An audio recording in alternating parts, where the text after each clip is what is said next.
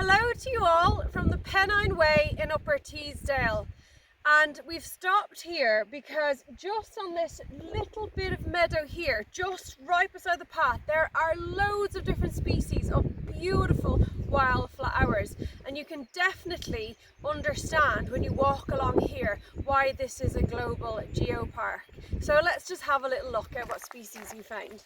So we've got common mouse here, which I think is really cute and often overlooked.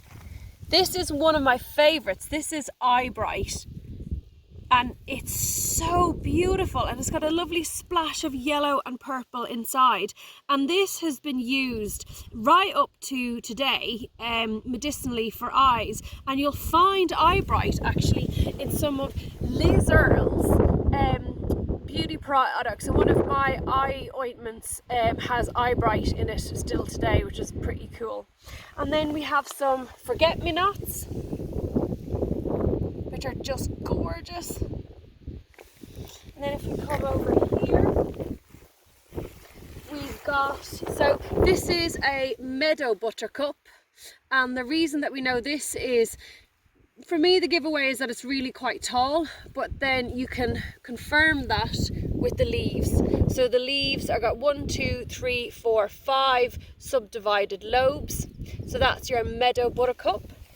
This is a much lower buttercup within the same context, so I was wondering if this might be creeping, and the way I would know that is by looking at the leaves, and you can see trifoliate, so 1, 2, 3, and again they're actually subdivided into 3, and then each sub bit is divided again. So that's your creeping buttercup. And the way you tell if this was bulbous is you'd look at your sepals and they would be reflexed in the bulbous. This is your red clover, and this is a little bit of yellow rattle coming up, but there's a nicer example of it along here a bit.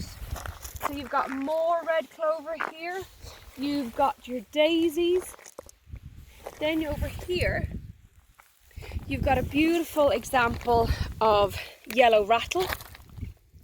And these yellow rattle is what's called a hemiparasite, and it's because it actually burrows into the roots of grasses and uses grasses to get some of its nutrients. And this is often used in meadow management in order to kind of pull back and inhibit the growth of the grass so that it gives the wildflowers a chance to bloom and come up. So whenever you see yellow rattle, that's probably a good sign that you're going to get lots of other species in abundance in your meadow. And then the other species we have here is Speedwell. So this one here is Germander Speedwell, which is the largest and most common of your common speedwells. Absolutely gorgeous, and you can see the little sessile opposite leaves up the stem. Oh yes, and then we have pignut over here, which is a member of your carrot family. Oh, and you've got your ribwort plantains. Oh yes, and just one more. I mean, we've barely moved 2 meters and we're right beside the path, and there's just been like a dozen different species of flower. And then I'll just show you this one here, and this is lesser trefoil, and that is a member of the pea family. So that's related to your bird's foot trefoil and your kidney vetch. Oh, and speaking of bird's foot trefoil, there is bird's foot trefoil over here, this lovely yellow one, also known colloquially as ham and eggs.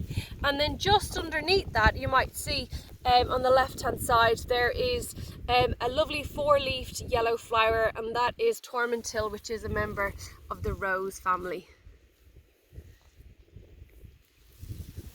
So get yourselves out into meadows, This is why it is so important that we really take care of all our natural spaces, because a lot of people aren't aware that they are such rich and beautiful landscapes for all sorts, both flowers and your fauna, your birds, you name it. So I hope you enjoyed that, and it might inspire you to have just a deeper look the next time you're out. Ta-ra from Steph at Yorkshire Dales Guides.